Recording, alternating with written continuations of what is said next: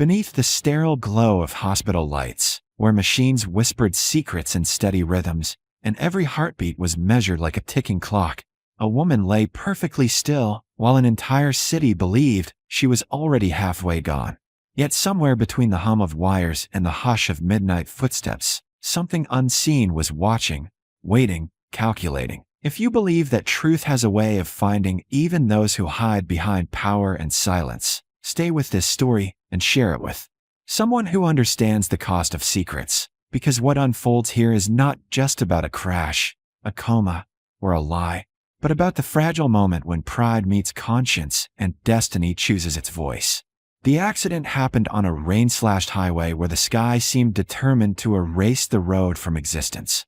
Lightning tearing open clouds as traffic crawled like wounded animals through the storm, until a sudden screech of tires cut through the night, and a black luxury sedan skidded sideways, spinning with violent grace before colliding with a steel barrier and erupting in a thunderous crash that froze every witness in place. When emergency sirens arrived, they found the driver slumped behind the wheel. Ananya Mehra, the celebrated CEO of one of the country's fastest-growing technology firms, a woman known for her razor-sharp decisions, unshakable confidence, and a reputation for never showing weakness, not even when competitors tried to destroy her empire. Yet there she was, blood streaking her temple, lips pale, eyes closed, as paramedics whispered urgent instructions and lifted her onto a stretcher while cameras flashed from a distance and social media exploded with speculation before the ambulance doors slammed shut and sped away. Within hours, headlines declared tragedy, analysts predicted corporate chaos, and rivals quietly celebrated. But behind the sealed doors of a private hospital suite, something far more complicated unfolded. Ananya did not drift into unconsciousness as doctors claimed, nor did her mind dissolve into the fog of injury.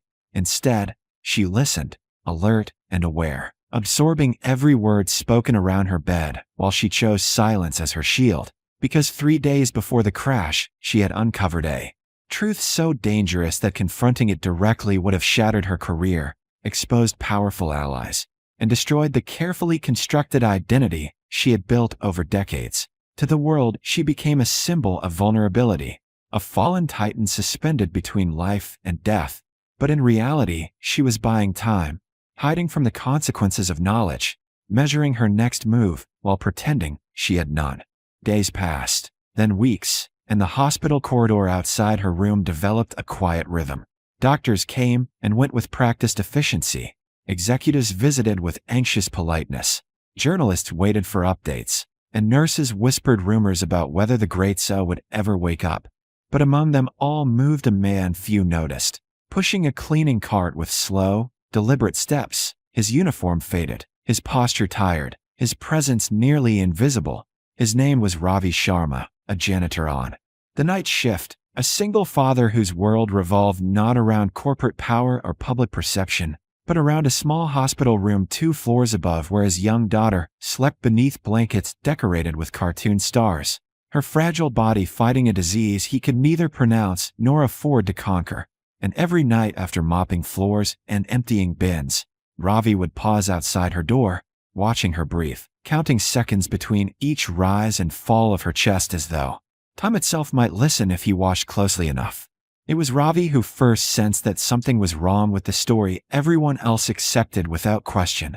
Not wrong in the way of medical charts or official statements, but wrong in the subtle language of human stillness. He had learned that language in long nights beside his daughter, in the way unconsciousness had its own weight and surrender while wakefulness carried tension, resistance, presence. And one evening, as he cleaned near Ananya's room, he noticed that her breathing did not match the emptiness of coma described by doctors, that her stillness was too controlled, her silence too deliberate, her body too aware of the world around it. He stopped his cart, listening not to machines but to instinct, and for a moment he hesitated, because questioning the reality of powerful people was not something men like him were supposed to do. Yet curiosity, empathy, and something deeper, perhaps the exhaustion of pretending in his own life, pushed him forward, and he gently pushed the door open, stepping into a room filled with quiet wealth. Polished surfaces, muted lighting, expensive equipment, and at its center a woman whose name dominated headlines, yet whose face now looked strangely human, stripped of confidence and armor. Ravi did not speak at first. He simply stood there, studying the faint tension in her jaw, the subtle movement of her fingers, the almost imperceptible flutter beneath closed eyelids. And then he spoke in a voice so calm it carried neither accusation nor fear, only truth. "You don't have to keep pretending when no one is watching." In that instant, Ananya's heart betrayed her, its rhythm spiking against the monitor's steady line, and Ravi understood that he had stepped into a secret far larger than himself. Yet instead of running or calling a nurse, he moved closer and spoke again, softer this time, as though addressing not a powerful CO, but a tired soul. "I used to pretend too," he said, glancing toward the ceiling where his daughter slept. "Pretend that everything was fine, pretend that I wasn't afraid, pretend that I could fix things if I just worked harder. But some truths don't disappear just because we close our eyes." His words hung in the air, heavy yet gentle, and Ananya felt something crack inside her. Something she had spent years reinforcing with ambition and control. She wanted to open her eyes, to speak, to defend herself, but pride held her still, and so she listened as Ravi continued, not knowing he was speaking to a woman who controlled billions of rupees, believing only that he was speaking to another human being trapped by circumstances. "My daughter doesn't have time for pretending," he said, quietly, "and maybe that's why I notice when others do." Outside the room, the hospital continued its routine, unaware that a silent confrontation was unfolding between two lives that should never have crossed paths. A janitor carrying the weight of survival, and a Singh carrying the burden of secrets. And as Ravi turned to leave, believing he had said more than he should, Ananya felt the fragile walls of her deception tremble for the first time since the crash. Because in a world where everyone saw her as either a powerful leader or a helpless patient, one man had seen something far more dangerous. The truth that she was awake, afraid, and running from consequences she could no longer avoid. Long after Ravi's footsteps faded down the corridor and the door clicked shut behind him, the hospital room seemed to shrink around Ananya Mehra, as though the walls themselves had heard his words and decided to lean closer, pressing her into the truth she had been avoiding.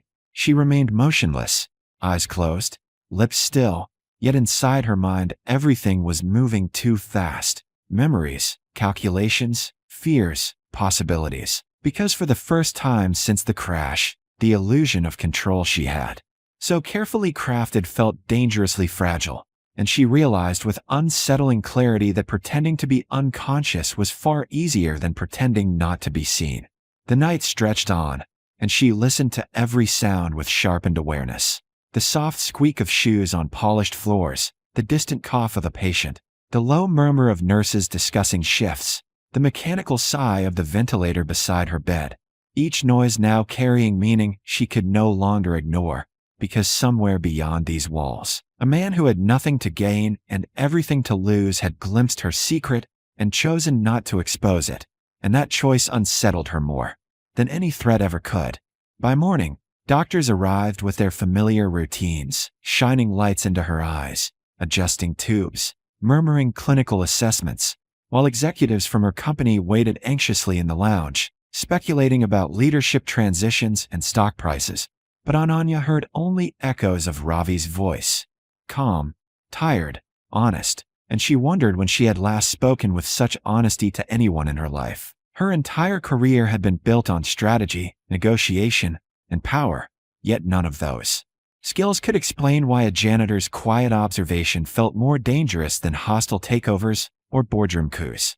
As the day unfolded, she replayed the events that had led her here. The late-night meeting 3 days before the crash, the confidential files she had accidentally opened, the discovery that her company's newest project, celebrated as a breakthrough in data security, was being secretly used to manipulate user information and sell sensitive data to shadow partners, some of whom had ties to political and financial elites. She had confronted her closest advisor, only to realize that he was involved, that the betrayal ran deeper than she had imagined, and that exposing it would not only destroy her company, but also implicate people powerful enough to erase her career, her reputation, and perhaps even her safety.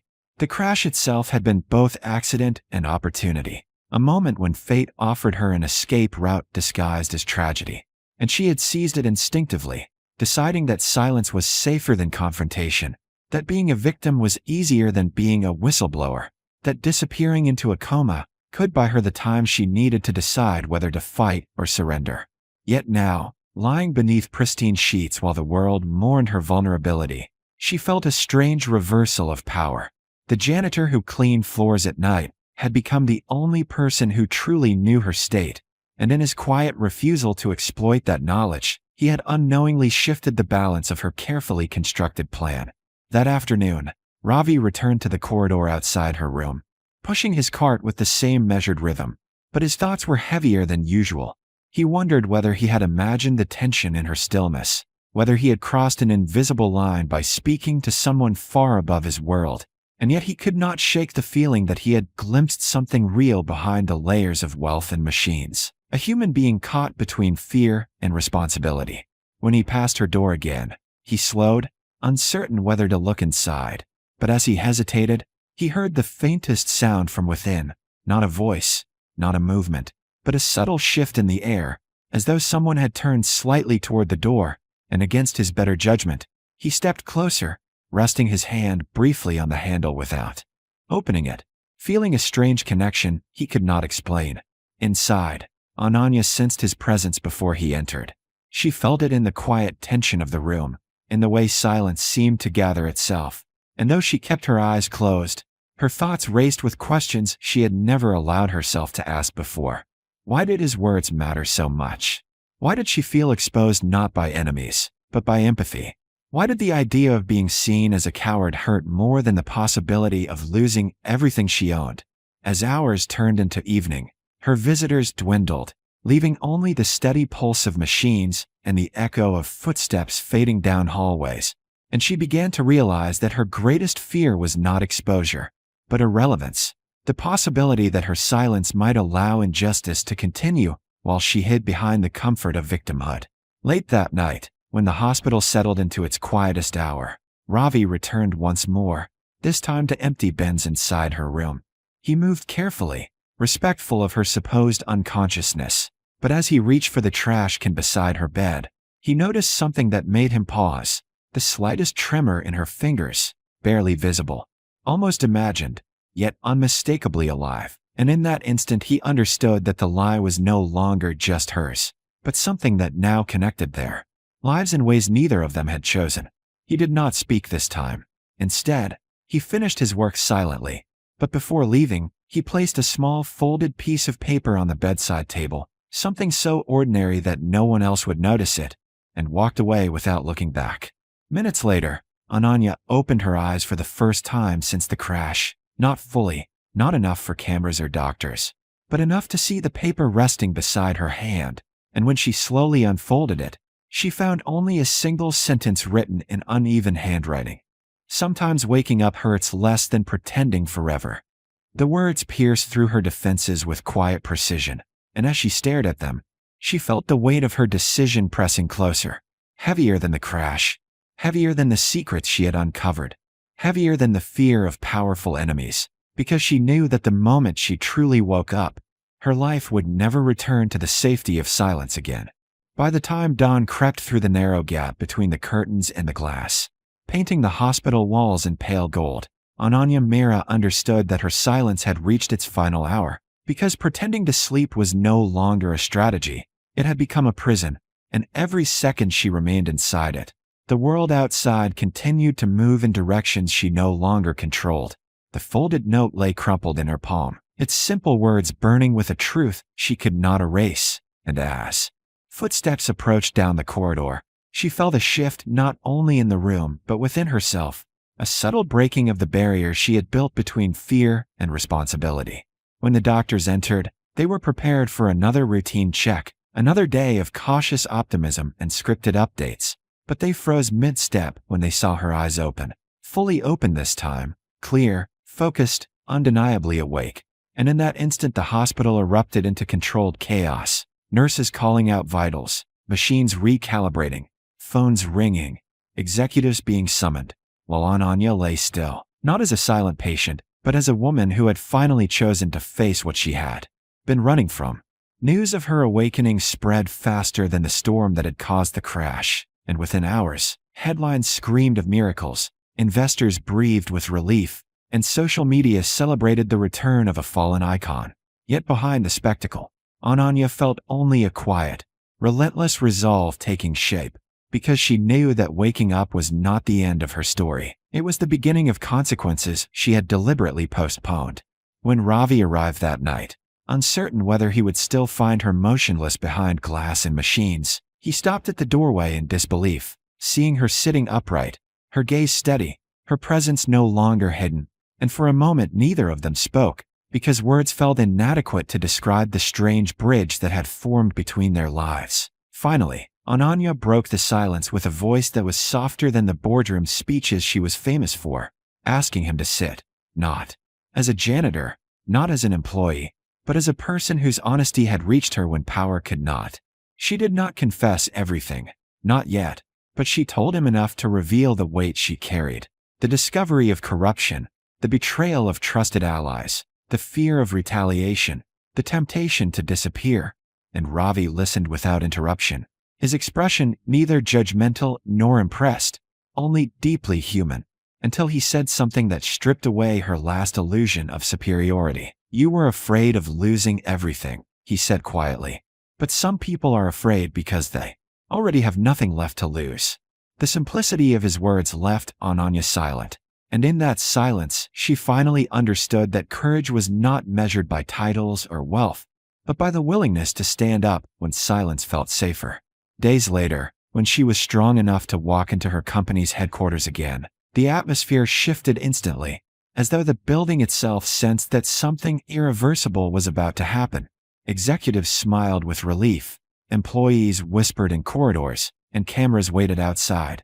But Ananya walked past them without hesitation, straight into the boardroom where the people she once trusted sat confidently around polished tables, unaware that the woman they thought had returned, unchanged, was carrying evidence capable of dismantling their hidden network. Her voice did not tremble as she spoke, nor did she dramatize her revelation. Instead, she laid out facts with surgical precision, presenting documents, recordings, and data trails that exposed the secret misuse of technology, the manipulation of users, and the shadow partnerships that had poisoned her company from within. And as the room descended into disbelief, denial, and panic, Ananya felt something she had never felt before in her career. Not triumph, not fear, but clarity. The fallout was swift and merciless. Investigations launched, executives resigned, stocks plunged, and the public image of the company shattered. But for the first time, Ananya did not hide behind public relations or legal maneuvers. She stood before the media and took responsibility, admitting that she had known the truth before the crash, admitting that she had been afraid to speak, and admitting that her silence had made her complicit, a confession that shocked the nation more than any corporate scandal ever had. Yet while the world debated her motives and judged her decisions, something quieter and more profound unfolded far from cameras and headlines. In a small hospital room, Ravi sat beside his daughter as doctors delivered news he had almost stopped hoping for. The experimental treatment funded anonymously weeks earlier had begun to work, her condition stabilizing, her future no longer measured only in months. And when Ravi later learned that the fund had come from Ananya, not as charity, but as a deliberate act of accountability, he felt a gratitude too complex for words, mixed with the realization that sometimes the most powerful transformations begin not with money or influence, but with a single conversation between strangers. When they met again weeks later, not in a hospital room but in a quiet park where no one recognized them, Ananya thanked him not for keeping her secret, but for refusing to let her keep it forever. And Ravi, watching his daughter laugh on a swing nearby, simply nodded, because he understood something she was only beginning to learn, that waking someone up is not an act of kindness, but an act of courage, and that courage often comes from those society overlooks. As Ananya walked away that day, no longer just a CEO, but a woman reshaped by truth, she realized that the crash had not destroyed her life. It had stripped it of illusions, revealing the fragile line between power and responsibility, between silence and justice, between sleeping through injustice and daring to confront it. And somewhere in the distance, Ravi's quiet voice echoed in her memory like a permanent reminder that sometimes the smallest voices are the ones that awaken the largest souls. And sometimes the greatest awakening is not opening your eyes after a coma, but opening your conscience before it is too late.